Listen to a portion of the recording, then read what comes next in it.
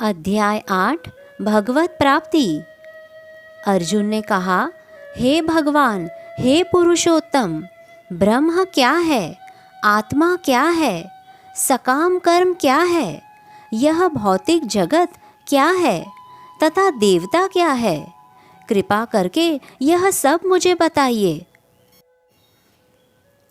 हे मधुसूदन, यज्ञ का स्वामी कौन है और वह शरीर में कैसे रहता है?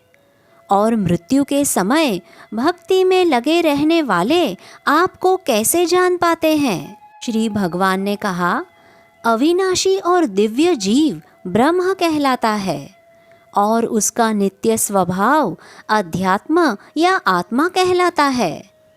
जीवों के भौतिक शरीर से संबंधित गतिविधि कर्म या सकाम कर्म कहलाती है। हे देहधारियों में श्रेष्ठ, निरंतर परिवर्तनशील यह भौतिक प्रकृति अधिभूत कहलाती है।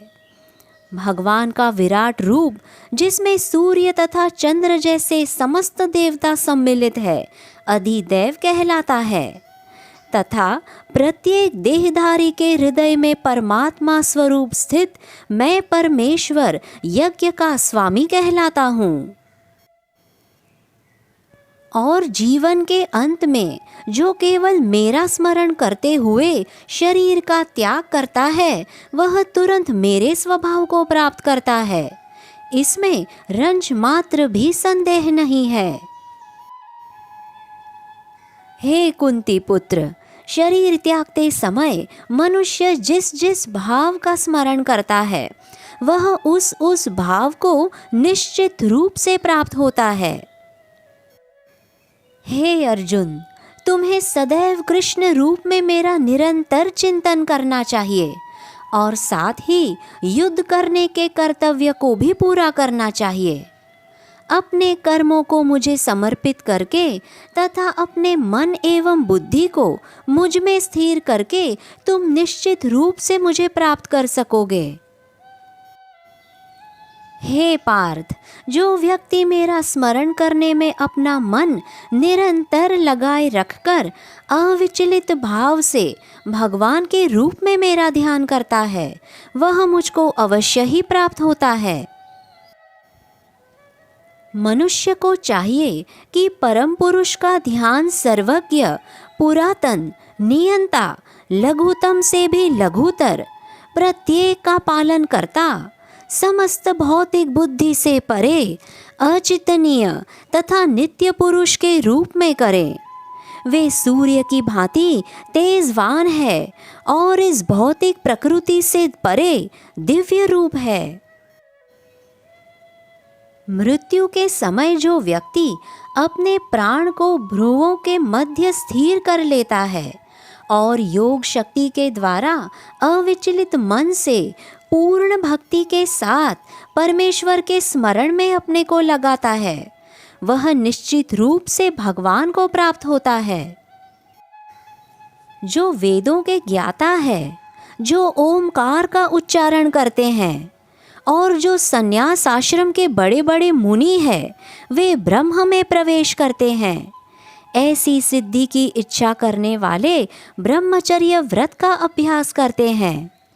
अब मैं तुम्हें वह विधि बताऊंगा जिससे कोई भी व्यक्ति मुक्ति लाभ कर सकता है।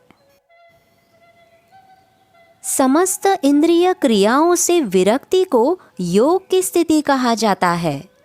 इंद्रियों के समस्त द्वारों को बंद करके तथा मन को हृदय में और प्राणवायु को सिर पर केंद्रित करके मनुष्य अपने को योग में स्थापित करता है।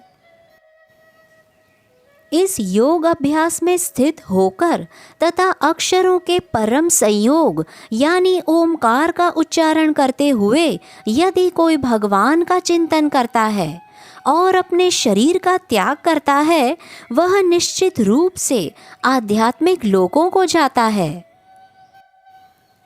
हे अर्जुन, जो अनन्य भाव से निरंतर मेरा स्मरण करता है, उसके लिए मैं सुलभ हूँ, क्योंकि वह मेरी भक्ति में प्रवृत्त रहता है। मुझे प्राप्त करके महापुरुष जो भक्ति योगी है कभी भी दुखों से पूर्ण इस अनित्य जगत में नहीं लौटते, क्योंकि उन्हें परम सिद्धि प्राप्त हो चुकी होती है।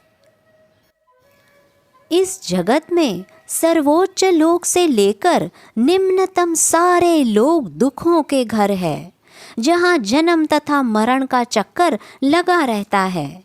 किंतु हे कुंती पुत्र, जो मेरे धाम को प्राप्त कर लेता है वह फिर कभी जन्म नहीं लेता। मानवीय गणना के अनुसार 1000 युग मिलकर ब्रह्मा का एक दिन बनता है, और इतनी ही बड़ी ब्रह्मा की रात्रि भी होती है। ब्रह्मा के दिन के शुभारंभ में सारे जीव अव्यक्त अवस्था से व्यक्त होते हैं, और फिर जब रात्रि आती है तो वे पुनः अव्यक्त में विलीन हो जाते हैं। जब जब ब्रह्मा का दिन आता है तो सारे जीव प्रकट होते हैं, और ब्रह्मा की रात्रि होते ही वे असहायवत विलीन हो जाते हैं। इसके अतिरिक्त एक अन्य अव्यक्त प्रकृति है जो शाश्वत है और इस व्यक्त तथा अव्यक्त पदार्थ से परे है। यह श्रेष्ठ और कभी नाश न होने वाली है। जब इस संसार का सब कुछ लय हो जाता है तब भी उसका नाश नहीं होता।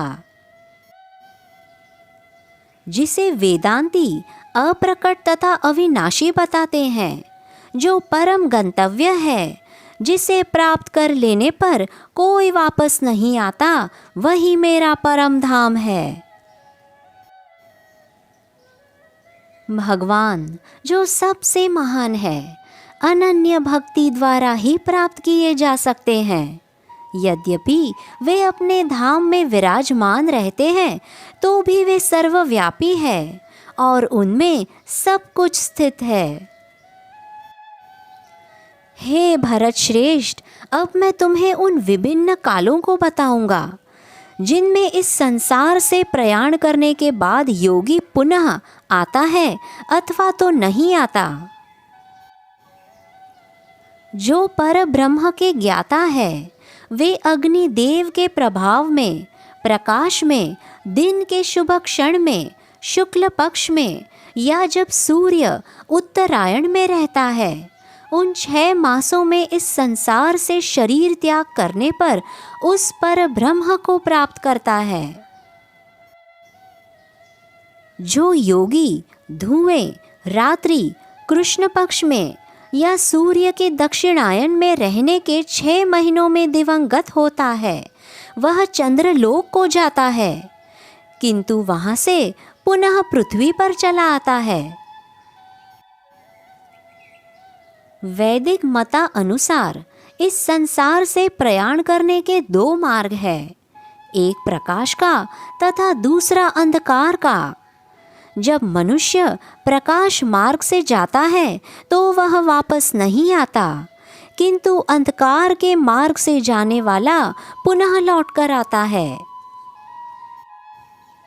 हे अर्जुन, यद्यपि भक्तगण इन दोनों मार्गों को जानते हैं किंतु वे मोहग्रस्त नहीं होते, अतः तुम भक्ति में सदैव स्थिर रहो। जो व्यक्ति भक्ति मार्ग स्वीकार करता है वह वेदा अध्ययन, तपस्या, दान, दर्शनिक तथा सकाम कर्म करने से प्राप्त होने वाले फलों से वंचित नहीं होता। वह मात्र भक्ति संपन्न करके इन समस्त फलों की प्राप्ति करता है और अंत में परम नित्य धाम को प्राप्त होता है। इस प्रकार श्रीमद् भगवद गीता के 8वें अध्याय भगवत प्राप्ति का भक्ति वेदांत तात्पर्य पूर्ण हुआ। हरे कृष्णा।